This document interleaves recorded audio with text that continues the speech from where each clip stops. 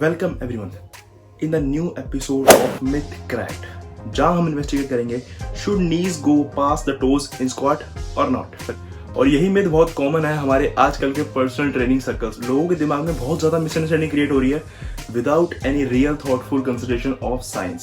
सो ये वाली myth start कहाँ पे हुई?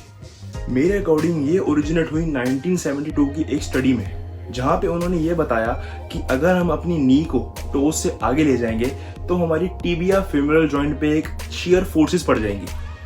और टिबिया फेमोरल जॉइंट एक शिन बोन है जो कि बहुत बड़ी बोन है, जो कनेक्ट करती है फीमर से, जो कि एक और बड़ी बोन है हमारी अपर लेग की।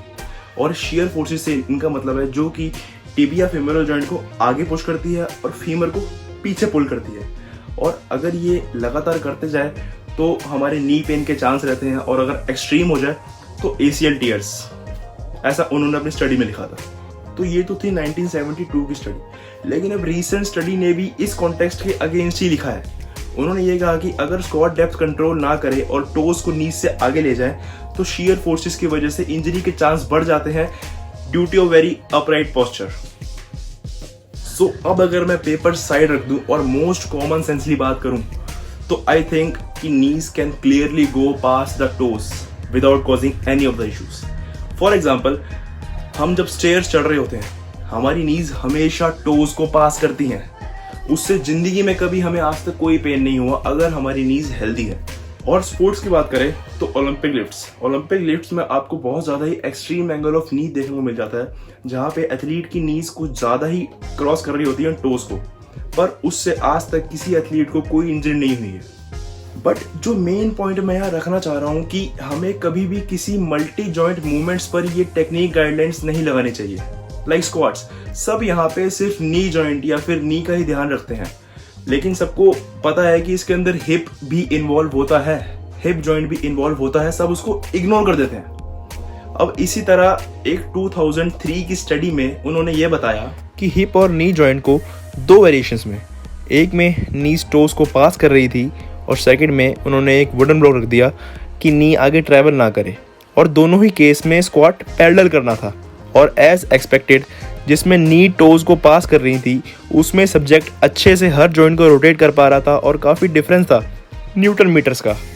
और फिर ऑथर ने सजेस्ट किया कि that it is appropriate to permit forward displacement of the knees past the toes during this exercise to permit proper positioning of the torso. Obviously, this forward displacement must not be excessive, but instead should be carefully regulated.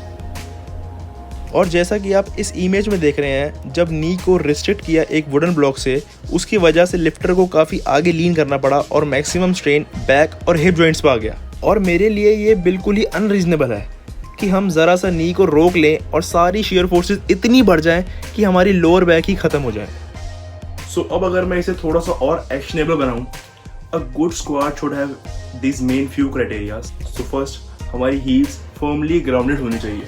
अगर moderate नी travel भी करती है तो it's okay, लेकिन वो तब तक सही है जब तक हमारा वेट टोज पे नहीं आ रहा। Second, the weight of the bar आपके बॉडी के बिल्कुल सेंटर में होना चाहिए, बिल्कुल आपके मिडल ऑफ द फुट, कि अगर आप अपने बार को साइड से देखें तो वो आपको अप एंड डाउन ट्रैवल करता हुआ नजर आए। सो थर्ड और सबसे बेसिक, आपकी नीज की डायरेक्शन उस तरफ होनी चाहिए जिस तरफ आपकी टोज की डायरेक्शन होती है। सो ये थे कुछ मेन प्रिंसिपल गाइडलाइंस, और बाकी चीजें डिपेंड करती हैं आपके स्केलेटन पे, आपके बॉडी के प्रोपोर्शंस पे, जिसका आप कुछ नहीं कर सकते। सो स्क्वाट में कितना आगे लीन करना है, कितने आपके टोज ट्रैवल करेंगे, वो सब डिपेंड करता है हमारे फीमर बोन पे, जिसे हम थाई बोन भी कहते हैं। और मैंने कई लोगों को कहते हैं सुना है कि ass to the ground squat करो, बल्कि मैं नहीं कहता ऐसा करने को, क्योंकि जब आपकी धीरे धीरे मोबिलिटी इंक्रीज होगी तो स्क्वाट डेप्थ तो बढ़ जाएगी अपने आप, बट आपका गोल होना चाहिए एटलीस्ट ग्राउंड के पैरेलल स्क्वाट करो। And I will wrap it up here by saying कि नीज should not go past to the toes। ये वाली मिथ क्रैक हो चुकी है।